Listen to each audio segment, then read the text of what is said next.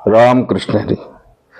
श्री संतांच्या माता चरणावरी साष्टांग हे करी दंडवत, साष्टांग हे करी दंडवत. संतांची चरित्र म्हणजे संत चरित्र ही आपली कथा मालिका, पुष्प मालिका चालू आहे. गेल्या 10 भागामध्ये आपण संतांच्या चरित्राचा विचार करतो. वेगवेगळ्या संतांचं चरित्र आपण काही प्रमाणांच्या आधारे, महेपती महाराजांच्या भक्तविजय या ग्रंथाच्या आधारे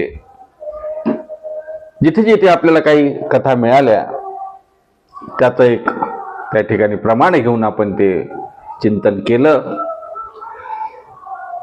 आज संत चरित्रे भाग 11. आजच्या भागामध्ये ज्यांचं चिंतन करायचं आहे ते महान भगवत भक्त वैष्णव शिरोमणी असलेले संत संत श्री कबीर महाराज यांचं आपल्याला चिंतन करायचं आहे. जसं मी मागच्या भागामध्ये सांगितलं, संत रोहिदासांचं कथा आपण करत असताना, रोहिदास महाराजांच्या कथेचा विचार करत असताना उत्तर भारतातील संत रोहिदासांचा वावर आणि त्याच काळामध्ये आपल्या कबीर महाराज सुद्धा काशीला राहायचे. महाराज उत्तर प्रदेशामध्ये. दोघेही रामानंद स्वामीचे शिष्य आहेत असे कबीर महाराज. त्यांच्या थोडा चरित्राचा आपल्याला विचार करायचा आहे. जसं रोहिदास महाराजांचा विचार करताना तुकोबारायांनी उंच नीच काही नेने भगवंत तिष्ठे भाव भक्त देखून या अभंगामध्ये रोहिदास महाराजांच्या बाबतीत बोलताना असं म्हटलं, चर्मरंगू लागे रोहिदास संगे. आणि त्याच्याच पुढच्या पदामध्ये तुकोबाराय असं म्हणतात, कबीराचे मागे शेले वेणी, कबीराचे मागे शेले वेणी, उंजनीच काही नेने भगवंत तिष्ठे भाव भक्त देखोनिया. तुकोबारांनी या दोन्ही संतांच्या नावाचा उल्लेख अभंगामध्ये केला. म्हणून कबीर महाराजांचं वर्णन केल्याशिवाय संतांचं चरित्र आपल्याला पूर्ण करता येणार नाही. आजच्या ह्या 11व्या भागामध्ये मी संत कबीर महाराजांना वंदन करून आपल्या समोर त्यांच्या चरित्राचा थोडक्यात आपण विचार करू. काय हो कबीर महाराजांचा जन्म, कबीर महाराजांचे आई वडील, कबीर महाराजांचं कुळ. महाराज एक सांगू का, मी मागेही बोललो होतो, संतांचं कुळ बघण्याची आवश्यकताच नाही. ते कुठल्या कुळात जन्मले, कुठल्या जातीत जन्मले, कुठल्या धर्मात जन्मले याला महत्वच नाही महाराज. असे हे संत श्रेष्ठ कबीर महाराज. त्यांचा जन्म मुळात अयोनी संभव आहे असा बरेच ठिकाणी उल्लेख आहे. महेपती महाराजांच्या भक्तिविजय या ग्रंथामध्ये त्यांनी स्पष्टपणे कबीर महाराजांचा जन्म हा अयोनी संभव म्हणजे शिंपल्यामधून झाला असं त्या ठिकाणी वर्णन केलं. काहींच्या मते जन्माच्या वेगळ्या कथा आहेत, पण आपण या कथेचा आधार घेऊन जर पुढे जायचं ठरवलं तर भागीरथी नदीमध्ये, गंगा नदीमध्ये तमाल महाराज कपडे धुवायकरता, कपड्याचं सूत विणण्यासाठी, सूत धुण्याकरता गंगेवरती गेले. तिथे त्यांना एक मोठा असा शिंपला नदीमध्ये वाहत येताना दिसला. त्यांनी तो शिंपला हाती घेतला आणि शिंपला हाती घेतल्याच्या घेण्या अगोदरच त्यांना आवाज आला, राम राम राम राम असा त्या शिंपल्यातून आवाज येत होता. तमाल महाराजांनी, कबीर महाराजांच्या वडिलांनी, तमालांनी तो शिंपला हाती घेतला आणि हाती घेतल्या घेतल्या राम राम असा आवाज येत असताना त्या शिंपल्यातून एक गोंडस असं बालक बाहेर आलं. कबीर महाराजांचे वडील तमाल महाराजांनी ते बाळ घरी आणलं आणि घरी आणल्यानंतर आपल्या पत्नीला दिलं. मूल नव्हतं हो त्यांना. आपल्या पत्नीला दिलं आणि पत्नीला सांगतात, अगं म्हणे 32 लक्षणी लावण्य भरीत बाळक सापडले गंगेत, याचा प्रतिपाळ तू निश्चित करी त्वरित निज कांते. अगं हे बाळ मला 32 लक्षणाचं बाळ गंगेत सापडलं, गोंडस बाळ आहे, हे आपल्याला देवाने दिलं, अल्लाने दिलं असं म्हटल्या महाराज तमाल महाराजांच्या पत्नीला त्या ठिकाणी पाना फुटला. खूप आनंदित झाले. कबीर महाराजांना जवळ घेतलं आणि दोघांनाही खूप आनंद आहे. बघा, कबीर महाराजांच्या वडिलाचं नाव तमाल आहे आणि मुलाचं नाव कमाल आहे. लक्षात असू द्या, म्हणजे आपलं गोंधळ होणार नाही समोर. झालं, कबीर महाराज मोठे होत गेले. कबीर महाराजांचं मात्र जन्मापासूनच लक्ष मात्र परमार्थाकडेच. राम राम राम राम राम राम राम राम असा जप महाराज. वय वाढणं मुलाचं 5 वर्षाचे 6 वर्षाचे झाले असावे. तमाल महाराजांनी आणि कबीर महाराजांच्या आईने सांगितलं, अरे कबीरा, आता काहीतरी काम करावं लागेल ना तुला. हाती काम आणि मुखी नाम चालते, भगवत भक्ताचं लक्षणच आहे ते. मुखी नाम हाती मोक्ष या आपण अभंग माहित आहे, पण जेव्हा कर्माचा विचार करायचा तेव्हा हाती काम मुखी नाम असाही विचार करावा लागेल. कबीर महाराजांनी काम सुरू केलं महाराज. पण आता वंश परंपरागत जाती कुठल्या जन्मले? मुस्लिम धर्मातल्या कोष्टी जातीमध्ये कबीर महाराजांचा जन्म झाला. जरी शिंपल्यात सापडले असतील तरी तमाल महाराजांनी त्यांचा सांभाळ केल्यामुळं ते मुस्लिम समाजातील कोष्टी जातीत जन्माला आले. मग व्यवसाय काय असणार? कपडे, शेले शिवायचे, कपडे शिवायचे, सूत ओवायचं आणि त्याचे कपडे शिवायचे, हाच धंदा. वडील तो धंदा करायचे. मग कबीर महाराजांनाही शिकवलं. कबीर महाराज पण शेले विणायला लागले. पण कबीर महाराजांचं लक्ष महाराज रामनामामध्ये असल्या कारणानं कबीर महाराजांचं लक्ष कामात राहायचंच नाही, देवधर्मातच कबीर महाराजांचं लक्ष. शेले विणता विणता कबीर महाराजांना त्या ठिकाणी समाधी लागून जायची. आई जायची बघायची, का रे कबीरा झोपला का? पुन्हा जागे व्हायचे, पुन्हा शिला विणायचे, पुन्हा आई आतमध्ये जायची, पुन्हा कबीर महाराज समाधीस्थ व्हायचे आणि रामनामामध्ये रंगून जायचे. पुन्हा आई यायची, काय कबीरा, काय चाललंय तुझं लक्ष आहे का? शेले कोण विणेल? असं म्हणून त्या ठिकाणी आई रागावायची, आई मारायला आली. मग देवाला असं वाटायचं, अरे कबीराला आई मारेल, त्यापेक्षा आपण कबीराची मदत करावी. म्हणून स्वतः रामचंद्र प्रभू कबीराच्या मागे जाऊन त्या ठिकाणी कबीरांचे शेले विणायचं काम करायला लागले महाराज. त्याचाच धागा पकडून तुकोबाऱ्या म्हणतात, कबीराचे मागे शेले विणी, कबीराचे मागे शेले विणी. महिपती महाराज वर्णन करताना असं म्हणतात, जो शिरसा मने हा लागला माझे ध्यानी. देव म्हणतो, हा माझ्या मागे लागला. मने हा लागला माझे ध्यानी, माता मारील या लागोनी, म्हणून या धनुष्य पाणी शेला विनित बैसला. म्हणून धनुर्धारी भगवान राम विष्णू भगवान त्या ठिकाणी कबीराचे शेले विणायला लागला. आता मला सांगा महाराज, देवाने शेले विणवा म्हणजे शेला कसा बनणार हो? तो सृष्टी बनवतो. ज्याने सृष्टी बनवली त्याला शेला बनवणं कठीण आहे का? आणि त्याच्या हातचा शेला कसा असेल? मग कबीर महाराजांचे शेले देव बनवायला लागले. आणि मग कबीर महाराजांना सांगितलं तमाल महाराजांनी आणि आईने, जा रे बाजारात जा आणि शेले विकायला जा. कबीर महाराज त्या ठिकाणी बाजारात गेले. शेला विकायला बसले शेला, पण लक्ष मात्र परमार्थाकडेच. राम राम राम राम राम राम. कोण गिराईक येते, काय येते, कोणाशी काय बोलायचं, कसे शेले विरायचं, अहो परमार्थामध्येच लक्ष ना, व्यवहारात लक्षच नाही. संसारामध्ये चित्तच नाही ना. संसाराकडे चित्त नाही, सर्व चित्त परमार्थाकडे. महाराज काय करायचं? देवाला काळजी पडायची. आता देवाने परीक्षा पाहायचं ठरवलं. आता देवाने जो शेला बनवला तो बाजारात विकायला गेला. जो कोणी गिराईकाला तो विचारायचा, अरे बापरे, हा शेला आपण घेऊ शकत नाही, कारण आपल्या खिच्यात 5 रुपये, हा शेला तर 10चा असेल. ज्याच्या खिच्यात 10 आहे तो म्हणायचा हा 20चा असेल, ज्याच्या खिच्यात 100 रुपये तो म्हणत असाल आपली ऐपत नाही, हा 200चा आहे. असं म्हणता कोणीच शेला घेतला नाही महाराज. आणि कबीर महाराज त्या ठिकाणी शेला कोणी न घेतल्यामुळे जाऊन एका मंदिरात बसले आणि रामनामाचं चिंतन करायला लागले. आता देवानी ठरवलं यांची परीक्षा घ्यायची. देव गेले परीक्षा घ्यायला कबीर महाराजांकडे. कशाचं रूप घेऊन? ब्राह्मणाचं रूप घेऊन. कबीराचे पहावया उदारपण, म्हणून कापतसे जगत जीवन, करीत बैसला होता भजन, तो पावला ब्राह्मण तया ठाई. ब्राह्मणाचं रूप घेऊन आला. अंगावर काहीच नाही, नुसतं धोतर आहे. आणि कुळकुळत कबीर महाराजांकडे आला आणि म्हणतात, अरे काय करतोय तू?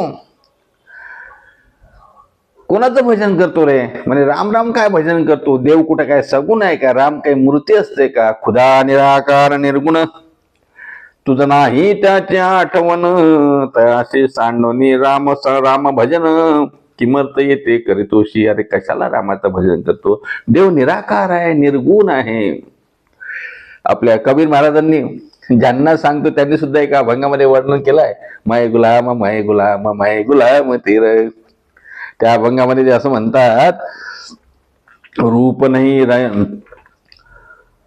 रूप माया, रंग नाही रूप नाही, रंग नाही रूप नाही, नाही रूप छाया, निराकार नाही निराकार निर्विकार निर्गुणही, तू ही रघुराया. देवा तुला रंग नाही रूप नाही, हे खरं आहे. पण आता देवरूपी देवात ब्राह्मण रूपी देव कबीर महाराजांना सांगतो, अरे काय घेऊन बसला तू? निर्गुण देव असतो आणि तू काय करत बसला?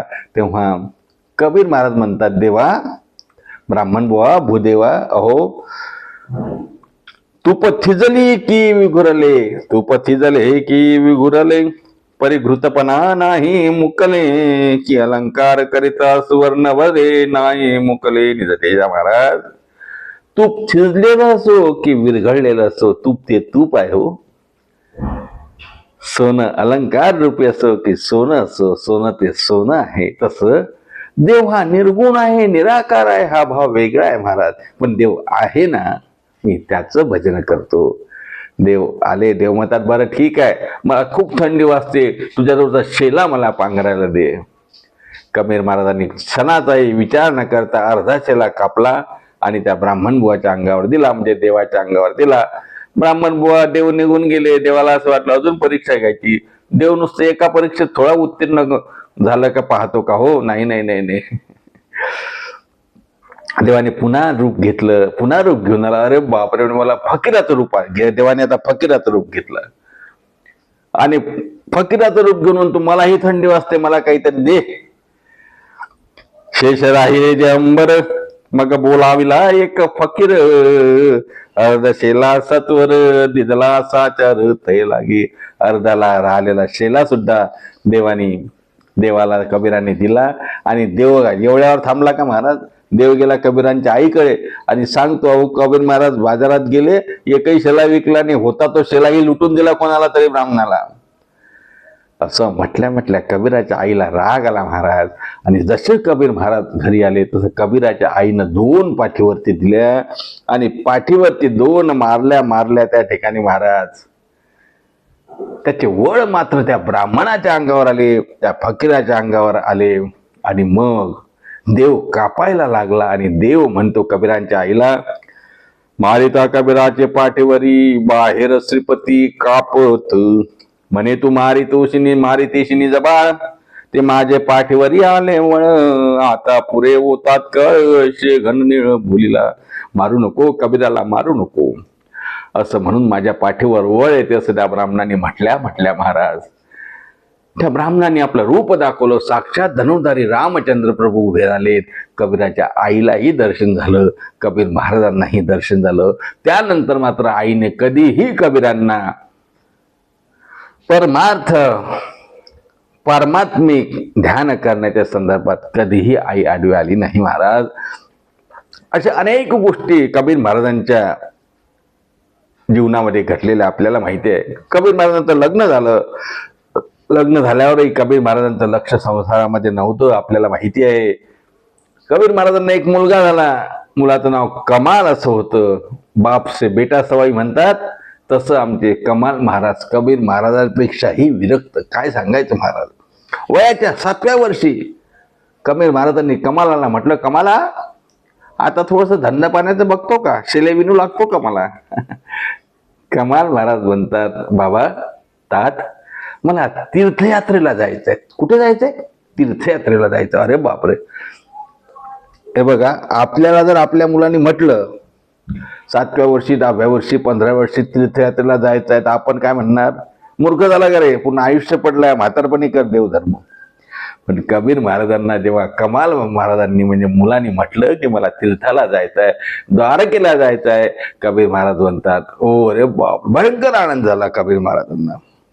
कारण महाराज असा आहे, जोपर्यंत हात पाय आहे तोपर्यंत तीर्थयात्रेला गेलं पाहिजे. संत महात्मे आपल्याला सांगतात ना, जव हे सकळ सिद्ध आहे हात चालावया पायी, जव हे सकळ सिद्ध आहे हात चालावया पायी, तव तू आपुले सहित पाहे तीर्थयात्रे जाये चुक नको. तीर्थयात्रेला गेलं पाहिजे नाही का, पायी तीर्थयात्रा मुखी राम नाम नाही का. मग त्यावेळेस तर पायीच होतं ना, आता सारखं थोडं होतं महाराज. कमाल महाराज निघाले कुठे, द्वारकेला जायला. तीर्थयात्रा करत करत तीर्थयात्रेला पायी चालत चालत गावोगाव थांबत थांबत सत्संग करत भजन करत कीर्तन करत कमाल महाराज द्वारकेला पोचले. पुन्हा द्वारकेवरून वापस निघाले महाराज. लोक स्वागत करायचे, कमाल महाराजांचे पाया पडायचे, दक्षिणा द्यायचे. पण हे महाराज कुठं दक्षिणा घेतात हो. आता ज्यासारखे आपल्यासारखे डोळे आहेत ते विरक्त होते महाराज. कमाल महाराज कुठल्याही सोनं चांदी सुवर्ण मुद्राला हात लावायचे नाही, काही घ्यायचे नाही. आणि उलट त्या लोकांच्या पाया पडायचे. म्हणजे बापरे, तुम्ही आम्हाला जेवायला दिलं, तुमच्या एवढं धन्य कोण आहे, तुमचेच उपकार आहे आमच्यावर, आम्ही काय करायचं बाबा. सोने रुपये आम्हा, जसं तुकोबारा म्हणतात ना, सोने रुपये आम्हा मृत्यू के समान नाही का, माणिक पाषाण कडे जैसी.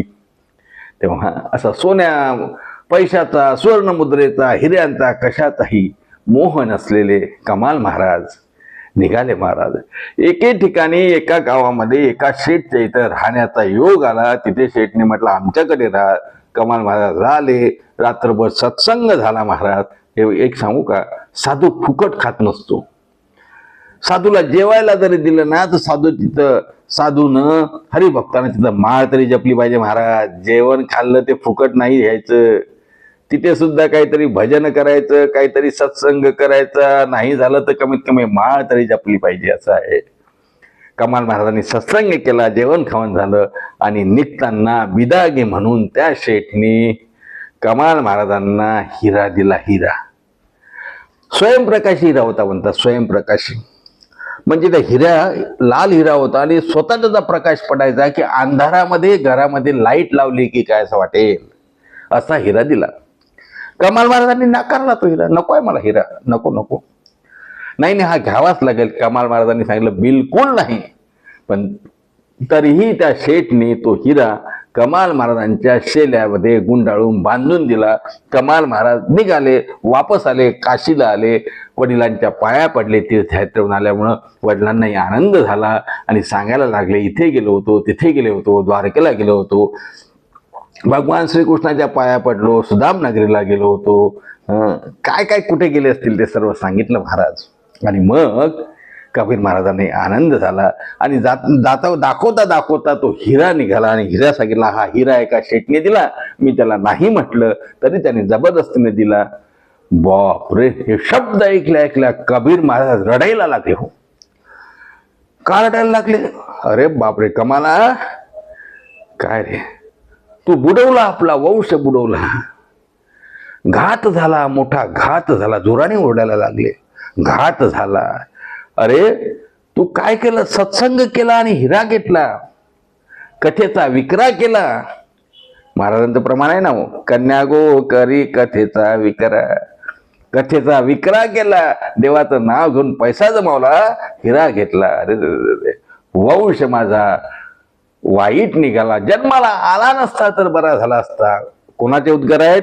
कबीर महाराजांचे, कमाल महाराजांप्रती उद्गार. कमाल महाराज म्हणतात बाबा अहो असं काही नाही, मी कुठल्याही मोहाने तो हिरा घेतला नाही, तिकडे बघितलं सुद्धा नाही. पण तुम्ही असं म्हणता ना, ठीक आहे, हा हिरा घेऊन मी वापस त्या शेठकडे जातो. महाराज जसे कमाल महाराज आले तसेच तो हिरा घेऊन पायी पायी तिकडे गेले, शेठला वापस केला. विस्तारानं सांगायची गोष्ट का महाराज एवढे विरक्त बाप बेटे? कबीर महाराज तर विरक्त आहेतच आहे, पण पोटी जन्माला आलेले कमाल महाराज सुद्धा तेवढेच विरक्त.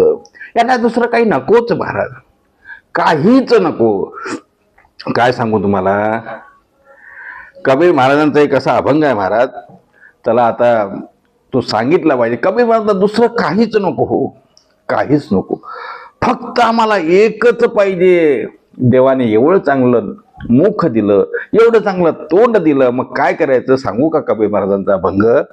कबीर महाराजांचे अनेक दोहे आहेत, महाराज अभंग सुद्धा आहे. कबीर महाराजांच्या चरित्रापेक्षाही जर विचार केला ना, तर अभंगावर जरी चिंतन केलं तर एवढं मोठं चिंतन आहे, काय सांगू तुम्हाला. कबीर महाराजांचा एक सुंदर असा अभंग आहे. कबीर महाराज म्हणतात, राम भजन को दिया कमल मुख, राम भजन को दिया कमल मुख, राम भजन को दिया, राम भजन को दिया कमल मुख, राम भजन को दिया. लख 84 फेरे फिर कर, लख 84 फेरे फिर कर, सुंदर नर तनु पाया, सुंदर नर तनु पाया पाया, राम भजन को दिया कमल मुख, राम भजन को दिया, राम भजन को दिया कमल मुख, राम भजन को दिया.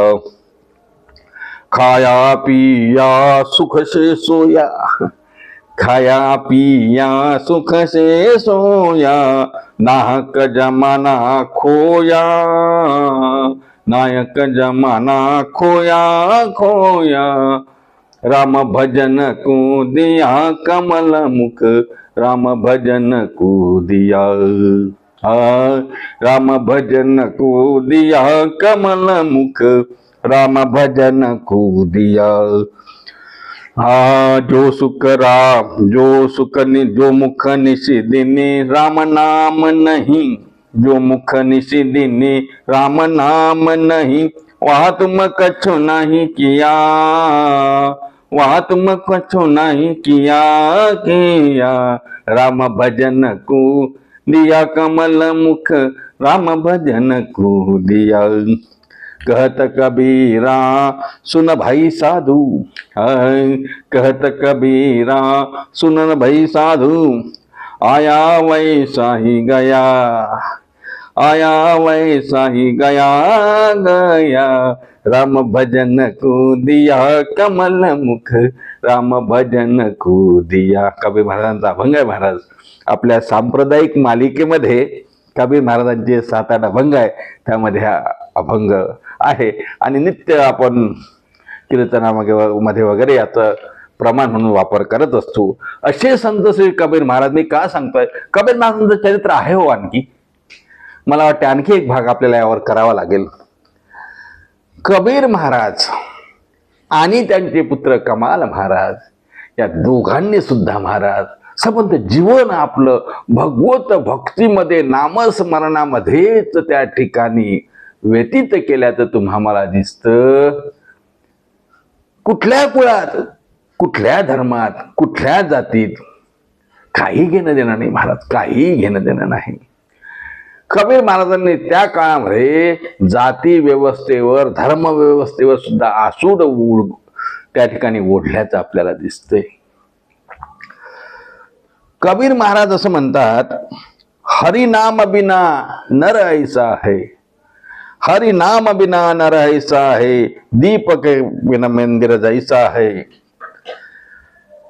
अनेक ठिकाणी अनेक अभंगामधून कबीर महाराजांनी या संसाराचं चित्रण केलं. महाराज की अरे काय तुम्ही संसारामध्ये सुखाचा शोध घेण्यासाठी धडपडताय, कुठे आहे सुख सांगा बरं.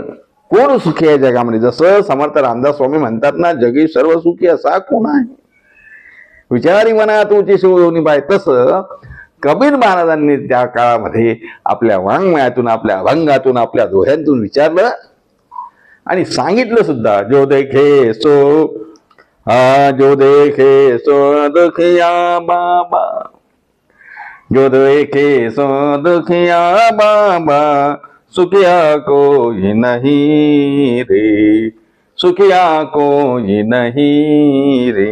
मग कोण सुखी आहे? जोगी सुखी आहे, जंगम सुखी आहे, राजा सुखी आहे, मनुष्य सुखी आहे, संत सुखी आहे, भोगी सुखी आहे, साधू सुखी आहे. कोण सुखी आहे? कबीर महाराज त्या ठिकाणी सांगतात, बाबा रे, जोगी दुखिया जंगम दुखिया, हा जोगी दुखिया जंगम दुखिया, तपसी को दुख दुनारे, तपसी को दुख दुनारे, जो देखे सो दुखिया बाबा, जो देखे सो दुखिया बाबा, सुखिया कोई नहीं रे. अशा प्रकारे त्या संबंध अभंगातून कबीर महाराजांनी चित्र रेखाटलं. महाराज आणखी दोन त्या अभंगातले चरण सांगतो आणि थांबतो पण. कबीर महाराज म्हणतात, कोण सुखी? अरे आशा मन शा सब घट व्यापी, कोई महिल नाही सुनारे. बरं ठीक आहे, आपण सुखी नसू, राजा सुखी असेल ना. कबीर महाराज म्हणतात, राजा दुखिया प्रजा दुखिया, राजा दुखिया प्रजा दुखिया, दुखिया घर बैरागी, दुख कारण सुख देवने उनरी माया, दुख कारण सुख देवने उदरी माया, त्यागी जो देखे सो दुखिया बाबा. महाराज असं वर्णन करत असताना कबीर महाराज पुन्हा म्हणतात, साच कहे तो सब जग दुखिया, खरं सांगू सर्व जग दुःखानं आहे. झूठा कहे न जाई, ब्रह्मा विष्णू शंकर दुखी. अरे ब्रह्मा विष्णू शंकर हेही दुखी आहेत. हा ब्रह्मा विष्णू शंकर दुखिया, जिने सृष्टि कमाई, जो देखे सो दुखिया बाबा. धूत दुखिया अवधूत दुखिया, दुखिया है धन रंकारी, कहत कबीरा वो नहीं दुखिया, जिने मन कुंजितारे, जिने मन कुंजितारे, जो देखे सो दुखिया बाबा. मी का सांगितलं हा अभंग माहितीये का?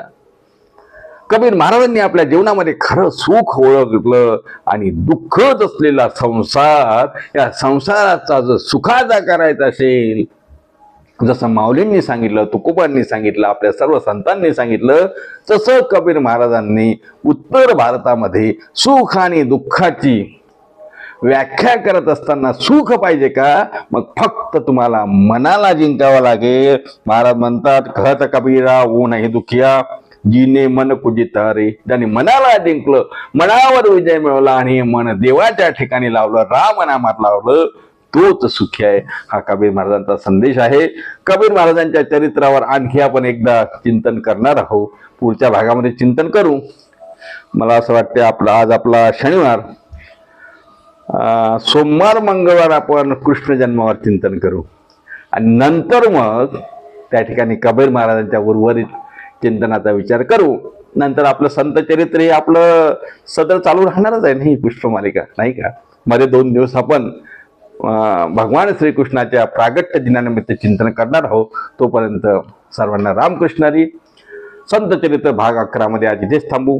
पुन्हा भेटूया भगवान श्रीकृष्णाच्या जन्मासाठी सोमवारी आणि गोपाळ काल्यासाठी मंगळवारी. नंतर मग पुन्हा संत चरित्र आपलं चालू राहील.